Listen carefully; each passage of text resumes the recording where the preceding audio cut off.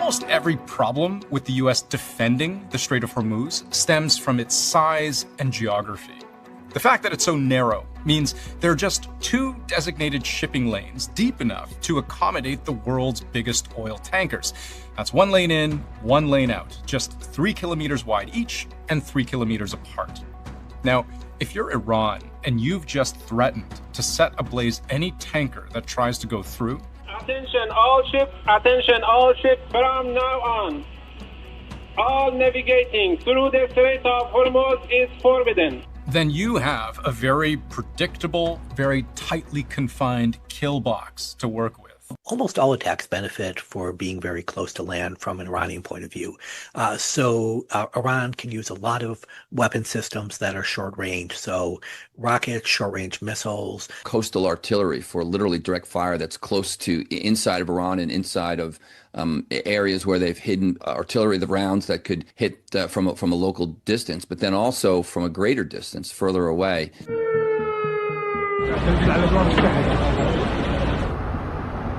We're talking about a transit time of several minutes or even hours for the slowest moving cruise missiles and drones. That's the kind of lead time you'd like to have to reliably shoot them down. But against an attack from so close, the defender in the Strait of Hormuz might have just seconds to react. You have to detect, track, identify, track, and then intercept a missile, and it goes very, very fast. And when you think about how many tankers there would be to defend, typical traffic is 3,000 a month. That's 100 a day. That's a challenge. What makes the Strait of Hormuz so risky to transit is that it is within striking distance of one of Iran's most efficient weapons of war.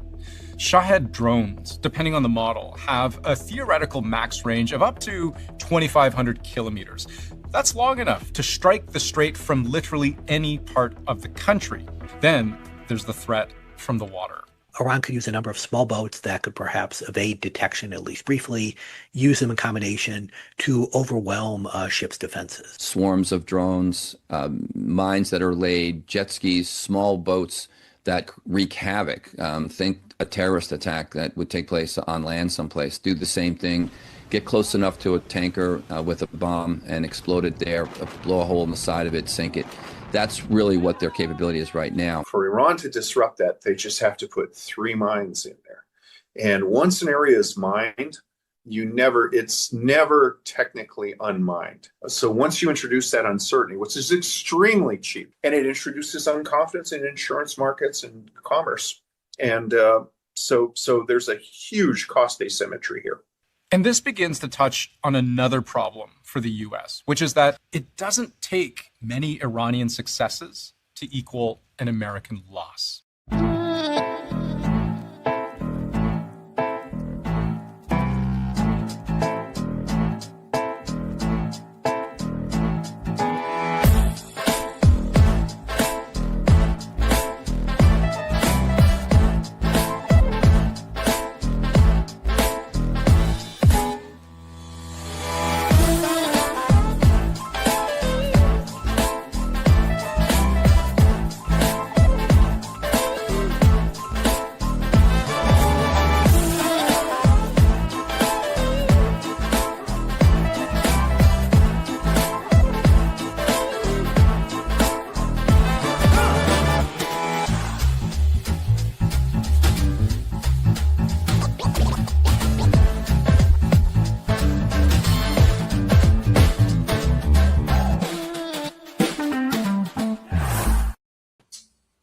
Hey, good evening. I almost said good morning, but some of our friends in other countries are in the morning. So it's Ryan, Morgan, and Jeff with The Whiners, where we like to sip a little bit of an adult beverage while we maybe these days nervously discuss what's going on in the world and the solutions. And tonight I am very honored to welcome Colonel Daniel Davis from Daniel Davis Deep Dive on the show tonight.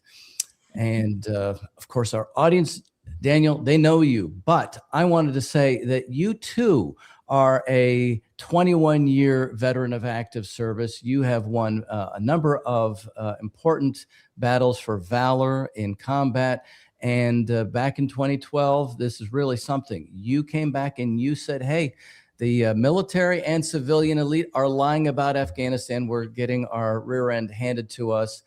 And boy, I feel like it's a replay today. And you have such a phenomenal show, but you're the expert too. So that's why we have you here tonight. And before we get into your comments, and I know you have a limited amount of time, I just wanted to ask Jeff, what are you drinking to calm your nerves while we sort this situation out? I'm drinking the highest rated wine I've ever consumed on this show before in honor of our distinguished guest. Oh, no. And it's only $12. As the price of gas goes up minute by minute, I'm sure the price of wine and everything else in stores that is brought there by trucks using diesel fuel will also be increasing. But so far, wine is still affordable. All right. All right. Well, so I'm having a California Zinfandel. That's what I'm having tonight. What do you have? Okay. Well, since I have not quite had to resort to smashing the grapes myself barefoot, I did go out though and get my U.S. gas price increase, Smoking Loon Cabernet Sauvignon. So it's kind of a feeling the self-portrait. pinch. Yes. So And I'm drinking again, coffee. I'm not sure.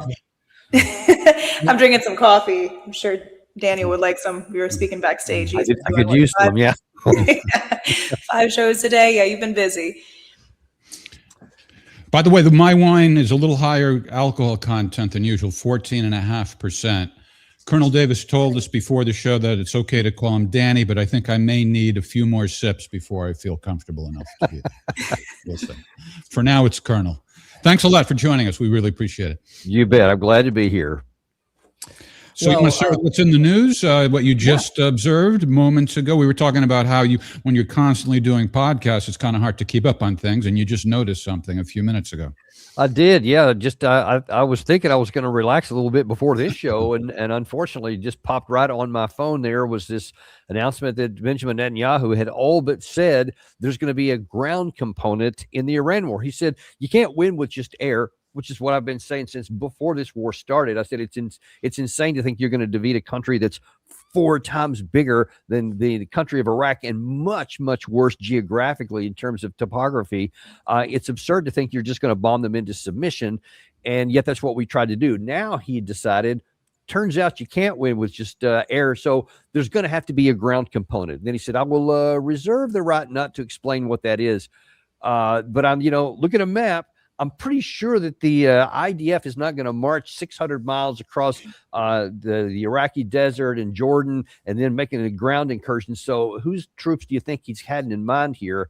But good old Uncle Sam. And I actually went out on the show just before we came out on here and said, yeah, no, if President Trump does that, then he proves what Joe Kent said in his resignation letter, that the Israelis are leading the charge here and are driving American foreign policy, because and Netanyahu, by the way, in that same press conference mocked that idea. Nobody tells President Trump wants to do. He's his own man. Okay, if after you've said that, if we go it on the ground and it's American troops, then that all but proves that you're calling the shots, and President Trump is just handing over the United States Armed Forces to the use of an extension of the IDF and basically making us their ground component. I'm way out on that, and I will be very angry if one more American dies for a mission that is not related to our national security and is because of the whims of the leader of another country. Did you happen to see this New York Times article that Michelle Goldberg wrote? She's calling what he said half true. I did not. Well, her point is that, Israel is obviously impacting American foreign policy way more than it should. But she said, Netanyahu didn't have anything to do with the adventure in Venezuela, and he doesn't have anything to do with Trump threatening to take Cuba. So she thinks maybe undue emphasis is given to that. What do you think? Well, I mean, I doubt that Netanyahu's anything to do with those others. Trump has agency. If he's influenced, Trump, Netanyahu can try, but Trump still has agency. And so he's fully responsible for what he's done. He has gotten us into this war, and now he's the one that's going to have to get us out one way or the other. But whether I don't remember anything in that resignation letter about Cuba and Venezuela. He was talking about the war in Iran. He said, I could not in good conscience continue on. So I don't know what she's talking about in that article is. I have a big problem and had a big problem with the Cuba issue and the Venezuela one and the assassination of the guys who were driving those speedboats that were alleged to be drug runners, whatever. That violates any law itself. All of that stuff is bad. This one just continues on with the bad stuff that's going on. And that's what he claimed. And that's right at face value. Well, her point is that he's more hawkish than a lot of people are acknowledging. That's her point. I feel like I would combat her point, though, because Netanyahu visited Trump days before we did the kidnapping of Maduro. And I believe it was in 2002 that Venezuela stopped oil shipments altogether to Israel. And now that we have kidnapped Maduro, the oil shipments to Israel have resumed. So, so there is a connection. There is a connection. And then also you have the South American leaders joining onto BRICS, being against Israel. You have the Colombian president. I believe there's a few others that are not on board with acknowledging the legitimacy of the state of Israel. So we're one by one kind of taking those out. That's where I would kind of combat with her article. Yeah, good point. Good point. Well, Colonel, you actually said something in one of your tweets in the last 18 hours. Who's running the war? Now, this is about South Pars, where the president said no more attacks will be made by Israel. You brought up the obvious thing that Israel claimed they were coordinating the strikes. You said North Pars. He said South Pars. I'm not sure if I know which it is either. But in that article that Jeff's referring to, what she said is that Israel absolutely defines a lot of policy, but Zionists and anti-Semites conflate the state of Israel with Jews. So, that's always the red herring that they use to kind of protect what they're doing. But one thing I have on this question of Joe Kent that I was going to ask you about in this vein is that he wasn't exactly an anti-Iran war person. Going back to 2020, he had made this statement about wiping out Iran's ballistic capability. Now, you're a military man. You've been trained a certain way, just like he was. So how do you go from the statements he was making back then, which I fully think that he was maybe making from a strategic standpoint, to now where he's saying this is going to be a significant failure. And of course, he's getting attacked and we're not actually looking at the content of what he's saying. How does that happen? Yeah, I saw that tweet out there as well. And I'd really like to ask him what the context was with his statement back then. I don't know. I don't remember what was happening exactly around that time. He was saying he didn't want us to get anywhere, get involved with other things. I don't know what he's talking about there. I certainly wouldn't have agreed with that in 2020. I would never have agreed with that because it's just not something you can do. It's not like there's like a point target. You could take out a point target and you get rid of a capability. The stuff's all over the country. All you could do is get into a war. It's not a militarily achievable objective to say take out their long range missiles or any of their missile capacity, as we're seeing play out before our eyes right now. So I sometimes you see a tweet and it doesn't give the context. Whole picture. Yeah. The context. There's a problem with so I'd like to know more about it, but just at face value, I certainly wouldn't have agreed with it back then on even at that face value. Well, let's take a look at a clip of him on Tucker Carlson's show. Okay. Was this yesterday or the day before? Yesterday. Yesterday. Just yesterday. The threat that the Secretary of State is describing is not from Iran, it's from Israel. Exactly. And I think this speaks to the broader issue. Who is in charge of our policy in the Middle East? Who's in charge of when we decide to go to war or not? In this case, with what the Secretary described, and later on the President, later on the Speaker of the House, and the way the events played out, the Israelis drove the decision to take this action, which we knew would set off a series of events, meaning the Iranians would retaliate. He's getting all kinds of reactions. I don't know what to think of this guy. He does have history. What do you know about him very much, Daniel? I know him a little bit. Yeah, I was as you may have known, I was going to be he was number 2 in the ODNI. I would have been number 3, the deputy director for mission integration, it was called. But the Israeli lobby got hold of me, and actually I didn't find out until just about a month ago. Ted Cruz actually announced that he's the one that got me sabotaged and got me knocked out the day I was supposed to start that job. So I had visited a few times with Joe, and we'd been talking. I had really good reaction and relation with him and what we had met. So I've actually asked him. He said he agreed to be on my show next week. So we'll get some more answers later on. Fantastic. Great.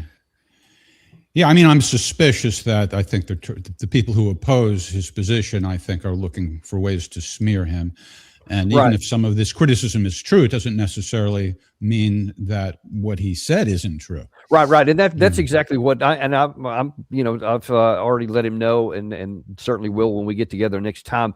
I'm going to ask some hard questions. it's not going to be any softballs here. And I'll ask him about his comments on some of those things. But it's clear that all these things are being released, and some of the other videos from some of the stuff that he's done on podcasts in years gone by are exclusively to try and diminish from what he said and the substance in that resignation letter and why he was complaining about this. And at least what's been reported so far, I am precisely right on target with him in this. And in the conversations he and I had before I got locked out of that office, our mentality on wanting to bring sanity into the foreign policy of the Trump administration, wanting to bring truth and realism into saying, hey, we're not going to do dumb things here. Let's be honest about what's happening here, and let's move things, at least advise the president in ways that is not going to facilitate going into war. And I think that that's exactly why he resigned, because he was not able to do that, because it's pretty clear that he was giving advice, but probably good advice to the president long before this, and it sounded like he wasn't taking any of it. And you can only be rejected so many times before you see there's no more value in staying here. Now that's the question. That's my assumption. I'm going to ask him. Paging Tulsi Gabbard. Well, that's the whole point about the imminent threat, and everybody starts saying, they start with 47 years ago, but we're told it's an imminent threat. Marco Rubio, remember the day of the attack, he had his speech about Israel and so forth. So Kent was saying it is not an imminent threat. Clearly, he had access to intelligence that said that. Now, I've been in arguments with people that say, well, at the negotiations, the Iranians said that they were a week away from having nuclear weapons. Now, I did a little digging around, and apparently, according to RT and some other media, that is not true. The Guardian as well. I found this, and I want to get your comment about this. Offered to give away all of its enriched uranium during the peace talks, and hours later, the U.S. started dropping bombs. And the Guardian broke yesterday that there were British officials. The British National Security Advisor was present in Geneva during that last round of talks. The British were surprised by the Iranian offer. They thought it was credible. So let me ask you, it's more of a political battle here for, hearts and minds, it seems like. Are you for Trump or not for Trump? Are you for Israel, not what actually is going on in the battlefield? Yeah, that's nearly an understatement. And I'll just tell you that claim is categorically a lie. Because Steve Witkoff said it. I've watched him say it on TV. Lindsey Graham has been shouting it from the rooftops everywhere he can get on any kind of media. He's been saying the same thing, that they admitted, they bragged and boasted that they had this stuff and they were going to make 11 bombs, and they were 2 weeks away from it, or 1 week away, depending on which soundbite you want to look at. That's both lies, every bit of it. On my show in July of last year, I had Ted Postal on, who talked about that we thought 408, turns out to be 430 kilograms of reprocessed material. And he said, and he diagrammed it all out and showed us how they had enough material for 10 or 11 bombs. That's on our open source channel, not classified anything at all. We've known about it forever. The idea that they didn't know about it until that is laughable. And then you have the foreign minister of Oman, who was the negotiator for those, who you have Abbas Araghchi on the Iranian side, who said, we were offering things that we didn't even offer to the Obama deal. Trump had a golden opportunity on his hands, that he could have had a negotiated deal that could have precluded any kind of war, that would have given him an incredible boost. It would have given him something to genuinely boast about, that he got Iran to do something that even Obama did. It would have been a huge domestic win. It would have been a huge regional win. The only loser, Benjamin Netanyahu. He did not want a negotiated settlement. And so I think they sabotaged it for that reason, because we know this for a fact. Because President Trump the chairman of the Joint Chiefs of Staff admitted that President Trump gave the order to attack, and I think it was 3:30 on Friday. 3:30 on Friday. Well, around that same time, that's when CBS News came out with that interview with the Omani foreign minister, and he laid it all out, what they were willing to do, to the extreme even of putting missiles and the support for the proxies on the table. Heretofore, they hadn't been on there. So that means that at the previous night, when Witkoff was there, that he knew what they were willing to do, and that President Trump knew when he gave the order to attack the next day that they had everything they had asked for, and we rejected all of it and chose war. So that is the truth, and this other stuff is a bunch of crap. Beautifully put. I'd like to get back to, I mentioned Tulsi Gabbard when we're saying, referring to Joe Kent resigning, and many of us really admire her, but it's getting harder and harder to stomach how she's refusing to criticize her boss. Maybe she should, maybe she shouldn't. Here's a clip. I won't play the whole clip, but you should know that she evaded this question about 4 or 5 times. I'm just going to play the very last time. Basically, she was being asked what her advice, what her recommendation was, not whose decision it is. And she kept evading the question by pretending it was about, whose decision it is. The assessment of the intelligence community that, as the White House claimed on March 1st, there was a, quote, imminent nuclear threat posed by the Iranian regime. Yes or no? Once again, Senator, the intelligence community has provided the inputs that make up this annual threat assessment. You won't answer the question. It is the nature of the imminent threat that the president has to make that determination based on a collection and volume of information and intelligence that he is provided with. You're here to be timely, objective, and independent of political considerations. Exactly what I'm doing. No, you're evading a question because to provide a candid response to the committee would contradict a statement from the White House. What do you think, Colonel? That was hard to watch, I'll just tell you. And what came right before that exchange is why it was hard to watch. Yeah. Because you had the senator saying, he goes, okay, tell me if I got this right. It was their weapons program was completely obliterated in June of 2025. Yes or no? Yes. They have not made, your assessment is that they have not made any effort to rebuild that process since that time. Yes or no? Yes, that's correct. That has not been restarted. Okay, if it was obliterated and they have made no move to restart it, it is therefore physically impossible for there to be an imminent nuclear threat, that they are 1 week, 2 weeks, any number of months away when they haven't even repaired the systems from last year. So it is by definition impossible for there to have been an imminent nuclear threat. And for some reason, she just can't say that. She acknowledged the first 2 facts, and then she just couldn't say the second. She could have said, this is my assessment was they weren't. But I just laid out the information, and the president himself gets to make that call because that's accurate. She doesn't get to make the call. Right. Her job is to give evidence and an analysis based on the evidence and the facts on the ground. Here's my thought, but obviously you get to do whatever you want. That would have been fair. That probably also would have gotten her fired, and I think she knew that, so she was afraid to answer the question honestly. But everyone can see it.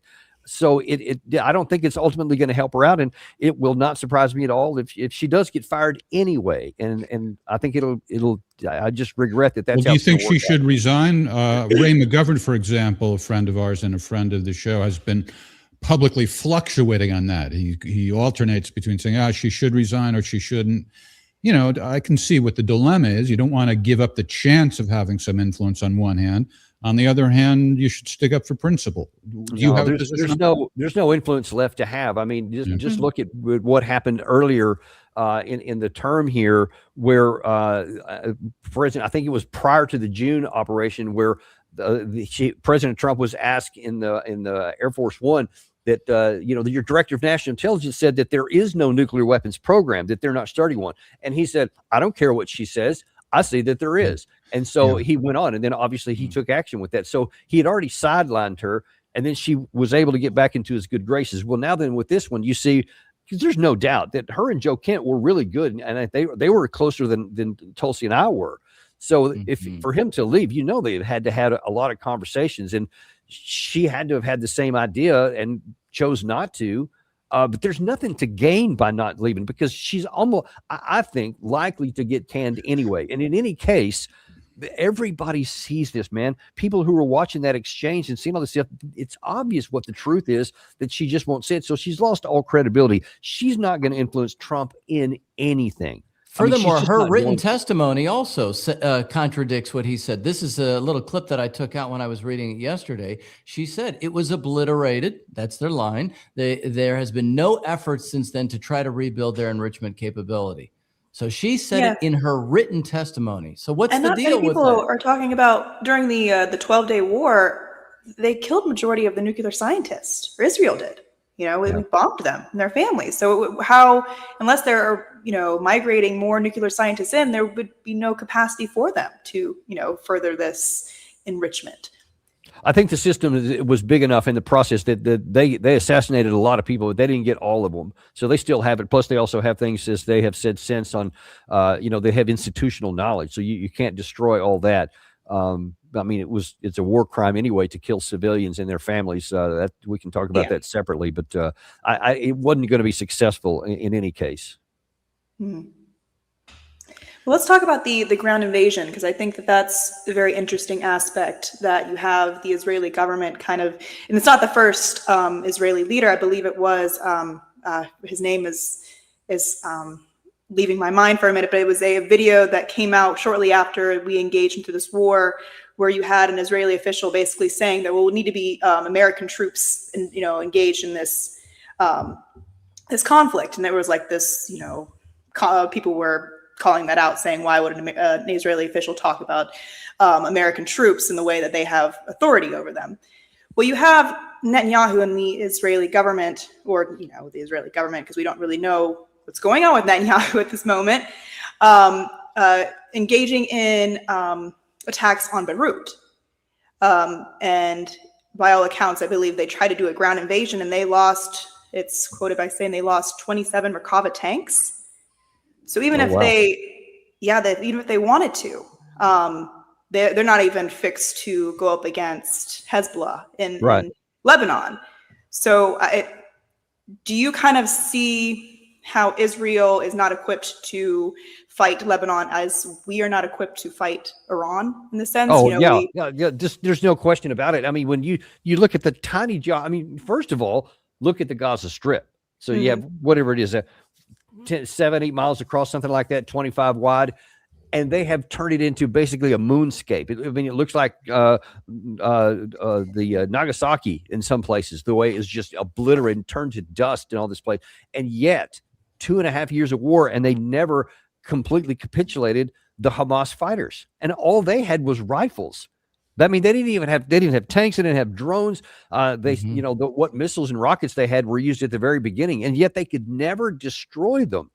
And then now that you're talking about Hezbollah, and remember last year they had that big pager incident where they had hundreds of guys that were either killed or wounded or permanently maimed, etc. They assassinated Hassan Nasrallah, the leader, almost all of the major generals, and set them back a long time, but it didn't defeat them. It just set them back. And now that you see, here they are again, coming up and firing lots of salvos of rockets alongside with Iranian missiles hitting into Israel. And they can't stop many of them because the Iron Dome is starting to get depleted from the interceptor missiles. So everything you keep trying to do, however many people you assassinate, they always replace them. and they come back in with somebody else. And now then they have an even bigger war that they keep getting themselves into. And this idea of going into, look, even the strip in the southern part of Lebanon, it's a very small area. And it's very mountainous. It's very difficult. And to go in there, you're going to take ground forces or casualties if the other side is putting up resistance. And by all accounts, they are. And that's a tiny little postage stamp of territory. Iran is 4 times bigger than Iraq, for God's sake. And it's like the worst of Afghanistan, all the mountains that I served in 2 different combat deployments. And on the entire, like the majority of their western half of the country, all the way up to the border, you're not going to go through that. It's insane. There's no way. You can't do a ground invasion. So then maybe somebody has this brilliant idea. Hey, how about we go and steal away that 430 kilograms of nuclear material? We'll just go snatch it. We'll have a snatch and grab and special operations or something like that. Or maybe we'll take Karg Island and somehow that's going to be accomplished. You're not going to accomplish anything. It's also just a dot on a map. That's not the problem. So if we do that, maybe we succeed, maybe we don't, taking Karg Island, because it would come at great cost. And even if you got it, what are you going to do with it? Because to sustain it means you'll be constantly under fire from the Iranian side, and you're not accomplishing any mission by having it. Or if you say, well, we'll take some of those islands in the horseshoe bend of the Strait of Hormuz itself, and that'll keep it open.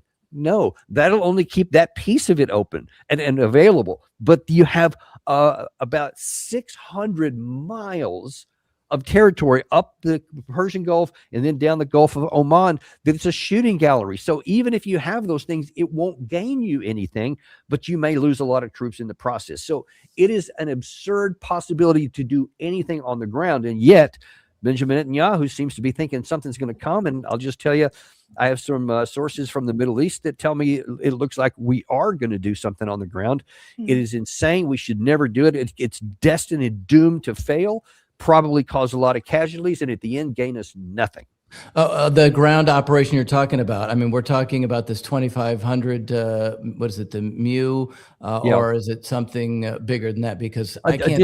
That's one thing that's coming, but there are others. There was another 5,000 troops of unknown quantity and unknown types that were also sent. There's some reports that even more were going to be sent over. We don't know. They're being kind of coy about that. Even my sources downrange are because they have OPSEC issues. There's only so much they can tell me because they don't want to get in trouble themselves. So I'm having to read between the lines, but it's pretty clear something's coming. But we can also look at the Iraq-Iran war, where Iraq tried to invade Iran, and they only were able to get into one little area, and they were stuck there for 8 years. Just because of the hills and tanks getting stuck in the narrow ravines. So, I mean, it's already been played out. If you know, on my last deployment to Iraq in 2009, I was leading a team that was training an Iraqi border battalion on the Iran border. Turned out that we were right by one of the big battles that took place in the Iran-Iraq war. And even to this day, there was shrapnel just all over the place. It looked like an artillery duel. Obviously nothing ever goes away. Nobody ever cleans up the desert. But you could see all of the fire there. And a lot of these guys were telling me about how that battle went. And it was just inconsequential. It was just a lot of people killing everybody. But because of the ravines, because of the territory that you just mentioned there, you're not going to be able to go very far. All you can do is have a lot of people die in a constricted area. And that's exactly what happened. Well, Daniel, I have a question. I kind of see this as a Timber Sycamore 2.0. We have this speculation where we're talking about ground troops. Trump's floated about arming the Kurds. I'm not sure if you have any intel or new intel on this, is how we are moving ISIS prisoners out of northern Syria into Iraq, into prisons there. What is your kind of thoughts on that? How we're might be trying to engage ISIS back into how we did in Syria, essentially. Is that? Yeah. I haven't heard anything about that part that per se about moving any of the ISIS prisoners. I don't know why they would willingly go fight for us. But there obviously was a talk at the beginning of this of using the Kurds, the Syrian Democratic Forces, to join with the Iranian Kurds and use that as the ground forces. But then the Iraqi Kurds said, no, we're not going to do that. This is not our war. We're not going to go and fight for you. And why would they? I mean, look, I think I said we should have never gone into there. After ISIS came in, that was never our fight. That's something that Syria had to fight and something that Baghdad had to fight. They were the cause of the rise of ISIS, not Barack Obama. It was the Maliki primarily, but it was the Iraqi people and it was the problems in Syria. They combined to work for it. They should have had to deal with that. But whatever, Obama went in there and brought the troops in, and then Trump, supercharged and put up until he said, all right, we're going to take away Raqqa in Syria and Mosul in the south and take away their territory. And he did that. Well, by March 2019, they had done that. We should have left. But instead, Trump stayed. And he said, oh, we're going to keep the oil. And then we're going to keep working with the Syrian Democratic Forces. And we're going to protect those, not protect, but we're going to hold all those ISIS prisoners you were referring to, et cetera. And we just never left. And I said, look, all this is a strategic vulnerability.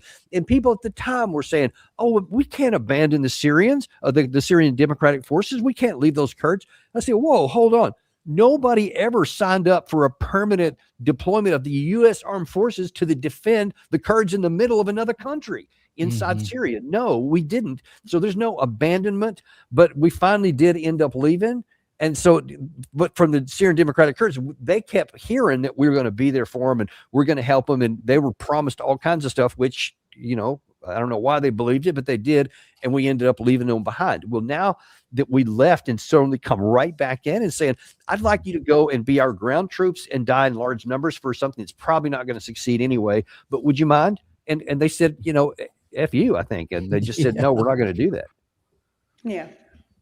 Well, I thought that was very interesting. That's kind of, repetition of, old games that we play, hoping that they'll work out.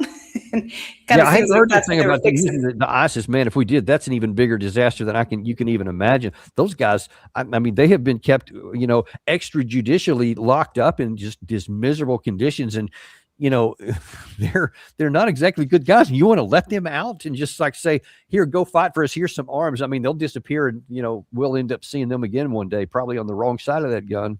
Yeah. To clarify, it's the American government. They're facilitating transfers. Oh, you're familiar. Okay. To Iraqi prisons. There was something in the news today that I wanted to ask you about. You're talking about whose fight is this? And that brings to mind that a few European countries and Japan have said they're going to help reopen the Strait of Hormuz. I don't know if you had a chance to look at this in between all your podcasts today. I did not. I saw that they were meeting. I saw the Japanese Prime Minister was in the Oval Office, but I did not see what they said, I'm afraid. Oh, that was another beauty. We got to. Well, that's worth talking the about money. Too. The money quote. Trump came out with a classic there. Yeah, I'm just wondering. Even if you haven't seen it, can you imagine how they could help? And I don't know what to make of this. Some ships are getting through. I don't know exactly how the Iranians are distinguishing who can pay in yuan. If you pay in yuan, if you pay in Japanese or Chinese currency, you can go through. If you're sending out Iranian oil that they can now export for the first time, you can go through, and they are. But that 90 ships going through sounds like a lot, but the normal flow is 100 ships per day. And so now that we're on day 20, and if 90 ships have gone through, I mean, that's good for them. But you saw there's a bunch of other hulks that are still smoking in the Persian Gulf, half sunk, instead of those that didn't get permission. So nobody without permission is going to go through with that. So right now that just keeps, giving the advantage to the Iranian side. Mm-hmm. So they can just look at a distance what flag is being flown on the ship, and that's how it's more than, I mean, it's electronic. They know exactly who owns every ship, and they have to get permission. So no ship is going to transit that unless they get absolute authority or authorization from the Iranian shipmaster. The guy that controls that stuff, because that's who told them they can't go in the first place. And so once they get that authorization, the Iranian side certainly knows who's what.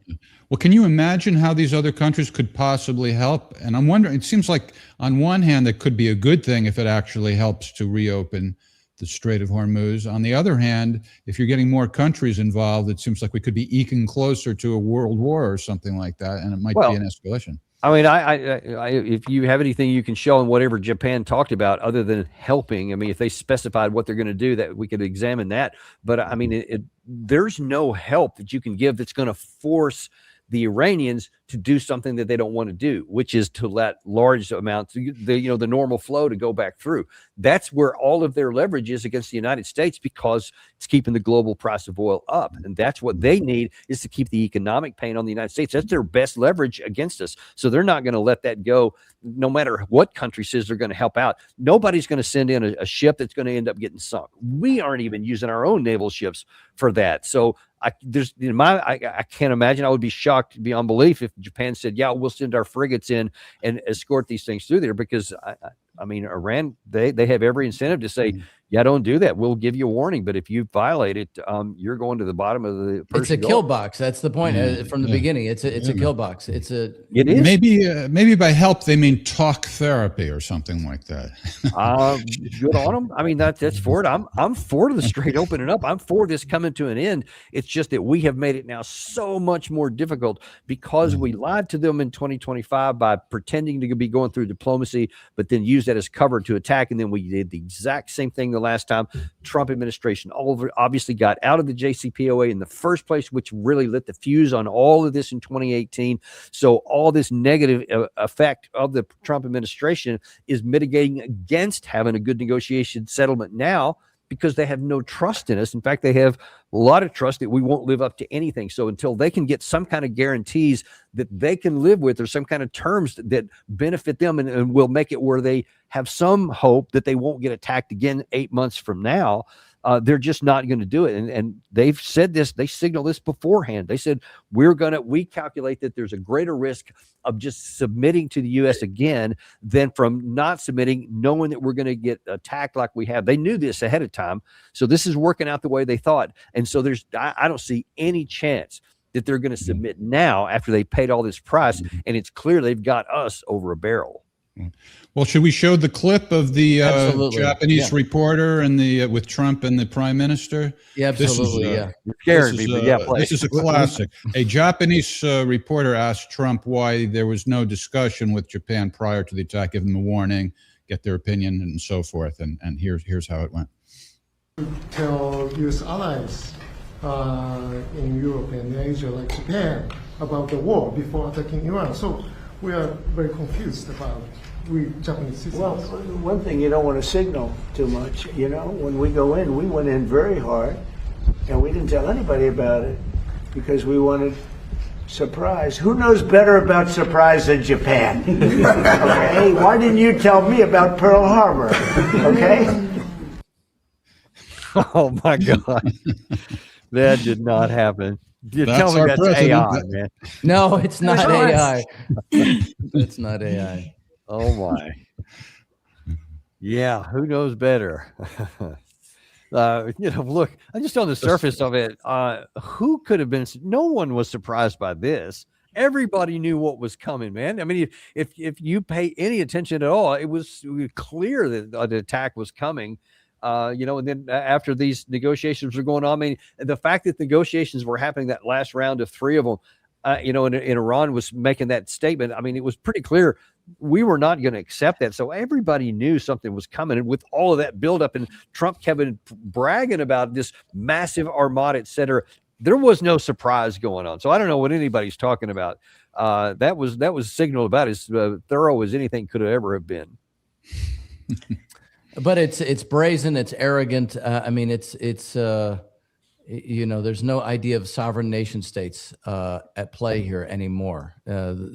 I hate to use the word rule of law, but the idea of natural law, of a fair dialogue between countries, it's completely out the window. It's the rule of... Right. We don't even have rule of law in our own country, and especially in international stuff here. I mean, the fact that we were executing, let's go back to the drug boats that kind of started the Venezuela situation, allegedly to stop drug boats coming into the United States. We were blowing up boats that couldn't even transit to the United States. So it had nothing to do with us. Most of that drugs that was made in that area went over to Europe. So that was wrong at first. But then we just violated congressional law, and we violated international law and American law, and just summarily executing all those people. Running drugs is not a capital offense. but with no justice, with no trial, anything else. Just you were alleged to be doing this, so you're executed. We're killing everybody. There's no law for that. Obviously, there's no law that allows you to go in and take the leader of a sovereign country and kill a bunch of people in the process.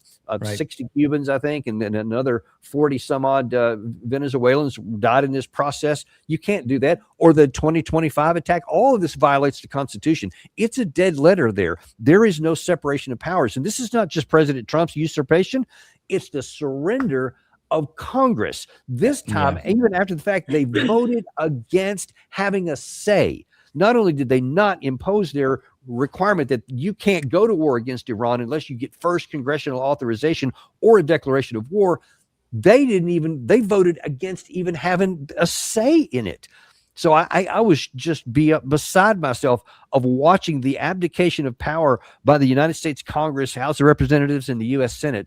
But there it was on full display. And now you have a situation where there is no separation of powers. There is one man that calls all the shots and can literally take the country to war on his own preferences, and nobody can tell him no, which is an incredibly dangerous thing for the safe and healthy of our republic, and a huge danger going forward. And if he drags us into even further and gets us into a war on the ground, there's no telling where this could go. I mean, it's just unbelievable. Well, former Ambassador Jack Matlock has made the point, like you're just making now. U.S. Republic is now ruled by an oligarchy that controls both parties, and I mean it's obvious. But then thinking about Russia, right? You have Russia. You have all of these little fires all over the place. Russia, I mean Ukraine, really. So where do these things go in this context? Ukraine, for example. Well, I don't know. Trump wants to get out of that one, kinda. But then again, I mean, he ran on, I'm going to get out of this in one day. I know Putin. I know Zelensky. It's easy. It's not even hard. I'll be done in one day, etc. And now here we are motoring through month 14, and there's not any end in sight whatsoever. And Trump was not willing to do what it would take to get us out of it. And so he's just letting it go on autopilot. And a lot of arms makers couldn't be happier about that, because that just means a steady flow of ammunition, orders that come through, so more money. Now here we are already with this situation in Iran. They're asking for $200 billion on top of this. They want $1.5 billion for the next FY. I mean, this is just astronomical amounts. And believe me, that $200 billion, it ain't going to be the last one. It's just going to be the first. And they'll keep going. And if this is costing around $2 billion a month, and this is day 20, so that's about 40. You're asking for 200. What does that tell you about what our expectations are? Well, does that put us in a peculiar spot? I feel like there was military officials that were raising the alarm bells, I believe, at the end of 2024 and 2025, that us arming just Ukraine was putting us at a stance that was vulnerable to an attack, because we were depleting our arsenal. Now add on the fact that we're giving it to Israel and we're continuing the armaments to Ukraine. Now we're taking on this escalated, attack with Iran. What kind of stance does that leave us? In my perspective, I think that we are on the verge of this third world war. I mean, you have these figures that are coming to the plate again and again. You have Russia and China being accused of giving Iran strategic coordinates. You have, like you said, that the only ships that are allowed to pass the Strait of Hormuz is if they're exchanging with yuan. So you have these players that are continuing, the big players that are really on the field, but we are playing through proxies, these wars. But essentially, we're just inching closer and closer. And we're I don't know if we're inching closer to a World War III, but we are definitely depleting our arsenals. And if we get into a war, we are screwed. I mean, right now, former CIA analyst Larry Johnson was on our show, and he's done a lot of analysis on going back a number of years since we got this, our number one air defense missile right now, the PAC-3.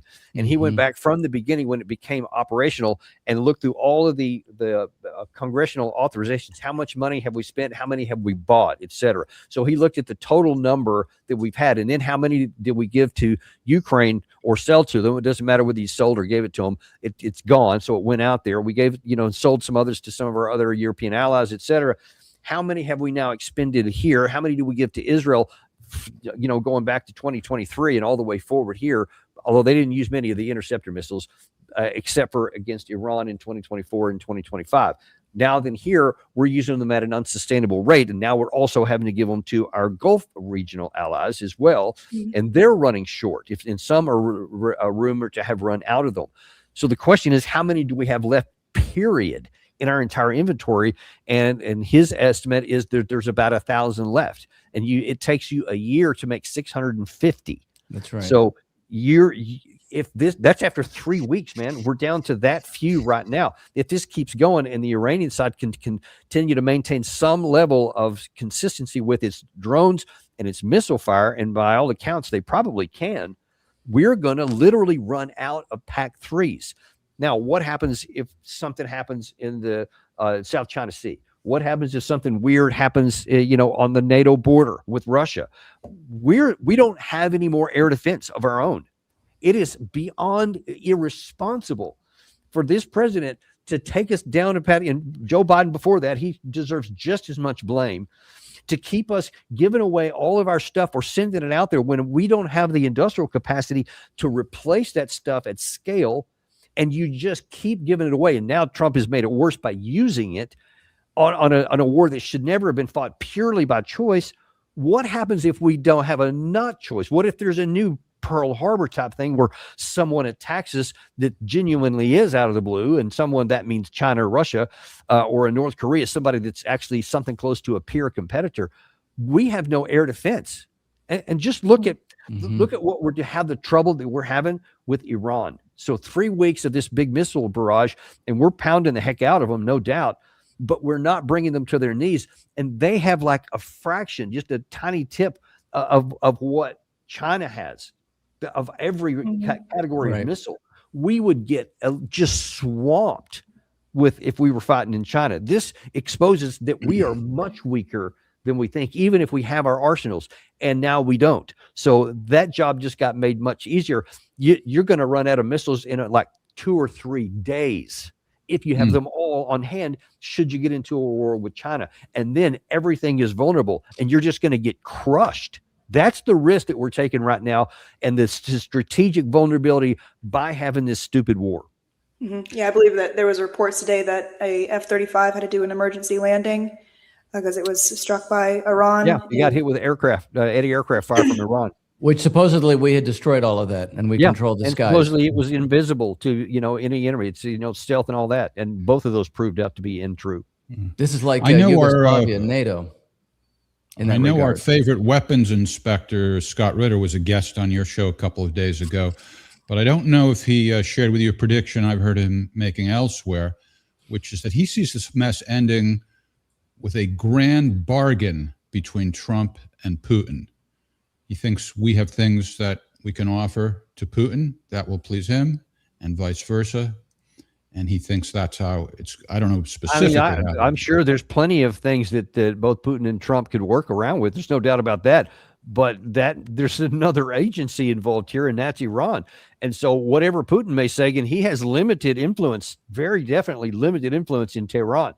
So if that doesn't include something pretty good for Tehran, it doesn't matter what Putin says. It doesn't matter what Trump says. It matters what the new leadership in Iran says. So I'm for that. I hope it does. But believe me that whatever is between Trump and Putin, there's also going to have to be something between Trump and Iran, because they're going to have to get something good or they're not agreeing to anything. Yeah, and President Trump has already postponed his trip to China. Typically, I was saying the other night or last week, every time Trump goes and meets with President Xi or meets with President Trump, it's like they bring him down to a sane level where he can actually converse as one leader to another. Now he's postponed that because of this war. So it's like we're going to go deeper into that. That's in terms of his. Well, it's very mentality. nice of you, Ryan, to step up and fill the void and go there in his place. So I will be there, actually, Daniel, towards the end, coming up in April. That's right. To discuss an alternative. Yes, we're gonna discuss economic alternatives to war. Rail, I love that. Shipping, manufacturing. You know, we used to be a manufacturing country. Did you know that? I read something about that in the history books. Yeah. At least I saw a movie about that. So China is where they do that, and I'm going to go and meet with leaders in these realms and bring the ideas back here. Hopefully, we can find somebody who is sane enough to listen to that. You're not as funny as Trump, though, but you might actually get more accomplished. I don't know if I want to be as funny as Trump because try that Pearl Harbor humor. They don't, they whistling past the graveyard, maybe. What date are you mentioned earlier? I guess now that I've had half a glass of wine, I can call you Danny. What is the date? You said Joe Kenton is going to be on your show soon. Is there? We're trying to work that out, but it's sometime next week. We're probably going to get together to chat on Wednesday, and we'll figure it out. So I don't know yet. All right. Well, we've been flashing your YouTube channel on the screen while we talk. How often do you do the show? We do. We ordinarily over our time we do about 2 live shows a day, and then some other smaller ones we call them micro cuts on the video tab. But right now, like we did 5 today, live shows. Yeah, I saw that. That's why I was asking the question. Yeah, that's a lot. You're competing with Judge Knapp for the most interviews. Be super busy. We are. Yeah, I used to be on Judge Knapp a lot, and then actually, what was his executive producer, Gary Villapiano, we got together and we actually started the channel. So now we're in friendly competition, I guess you would say. I still have a lot of respect for the judge, as does Gary, but we're in that same space now. But yeah. Well, it's not the competition of, say, CNN, NBC, and Fox, where they all squabble about the most ridiculous things, but fundamentally agree with these global wars. So it's not the circus. It's actually who can actually convey the truth. And that's what's important. We need the truth. People are hungry for it. And they're also hungry for an exit solution, because if President Trump were to come out and say tomorrow, okay, we've won, now we're getting out, who can trust that? Well, no one, which is why I say that it's going to be really hard to get out of this one. When Trump just declared we won in the Red Sea with the Houthis, and they begged us to get out, and they begged us for mercy. And so we gave it to them and then left. You can just do that because then there's no cost. The Strait of Hormuz is closed. You can't just walk away from this one, because if Iran doesn't stop shooting, or if it doesn't open the strait, then you're seeing us literally surrendering and walking away. So we can't do that. So Iran has said, no, we'll die on this hill, or we're going to win this hill one way or the other. They have shown that they're willing to do something that nobody else has done for decades, maybe since the Vietnam War. And that is stand up to the United States. And that includes Iraq, because Iraq foolishly, Iraq foolishly attacked Kuwait, and then they didn't surrender. But no one attacked us, and no one, fought back hard. Iraq tried, and they collapsed after 100 hours in the first one on the ground, and then about a month or so in the second one, and that was it. Well, that's not going to happen here, because these guys because they saw what happened to Iraq and they saw why they failed. They have plans in place and resourced plans for decades, and especially all stuff underground that we can't reach real easily with all this advantages we have. So they can sustain this, I think, for 6 months, 12 months. I mean, maybe even longer. And I don't know that we can. Yeah, and they have a decentralized military as well. Right. So with it, So what are your thoughts? I find it strange how you have some, the Houthis who are not taking a more active role in this. I mean, if they kind of shut off the Red Sea, they would really put the West in a very sticky situation. And it's very interesting given. Yeah. What we don't know is, are the Houthis just waiting for the right moment? Are they waiting until maybe, for example, to try and bypass it, especially if the strait stays closed long enough? Maybe Saudi Arabia is going to say, all right, we're going to try to start using some of these Red Sea facilities, and we're going to try to get things out that way. And maybe then the Houthis can come into play, or maybe they can start doing something later on too, or maybe they were so damaged and so harmed by the last round of stuff and also hits from Israel. Maybe they can't. I don't know right now, but I suspect, like Hezbollah, they didn't do anything right away either. But then when it suited the Iranian side and they were able to coordinate something, then they did. So I still don't think that that's a dead situation right now. It's a dormant one, I guess. So we'll wait and see what they end up doing. Well, Daniel, thank you very much. I mean, maybe we're going to see Tulsi fired. Maybe we're going to see Pete Hegseth fired. Maybe we're going to see regime change in the Gulf states. It's not finished yet. Yeah, it's moving certainly in a way that it's hard to identify. We thank you very much for your time. It's been very educational. So thank you. You bet. Thanks for having me on. I appreciate it. And you can follow Daniel on X at Daniel L. Davis 1. Yes, that is my handle. Thank you so Appreciate much. you guys. And we hope you come back, Daniel. Yeah, Look please forward do. to it. Yeah, and I'll be watching to see what you come back with China. That's very interesting to me. I look forward to that. Absolutely. Absolutely. Thank you very much. Terrific. Thank you very All much. right. All the best. All right. Oh, he's a great guest. Sure. I'm so glad I suggested that we book him. You pick all the good ones, Jeff. Next week, we're trying to get, let me see if I got an answer yet. We're trying to get Alex Reporterfy on for next week. Yep, Let's take, before we absolutely. close off, let me see if we have an answer yet. Yes, we do have an answer. All right. Alex Reporterfy, who is From Shanghai. He lives there now. He's from Canada, and he's a good friend of ours. We work with him in a few different ways. He has a very popular YouTube channel, and so we'll be talking about geopolitics in general, China in particular, Derivatives. Derivatives. Don't scare the audience away. I know there's 20 people out there who are into derivatives. Yeah. All I right. know. 5-star guests. Yeah, we've been getting good guests lately. Let's give ourselves a round of applause, shall we? Let's. Okay, Don't jinx cornball. He's going to do his cornball 1990s. All right. All right, to both of our co-hosts. All of our sorry. co-hosts. Cheers to you. Cheers to you. Cheers to you guys. All All right. Morgan's under the weather. Thanks for being a trooper and persisting nonetheless. And thank you, Ryan. Oh, And thank thanks you. to Hopefully I'll be better next week. I hope right. so. All right. Something seriously All wrong. right. So And watch out for six-fingered Bibi Netanyahu, okay? He's out on the prowl. All right. Join us on Tuesday for Probable Cause with the FBI whistleblower and yours truly. That's at 7 p.m. Eastern Time. Take care, everybody.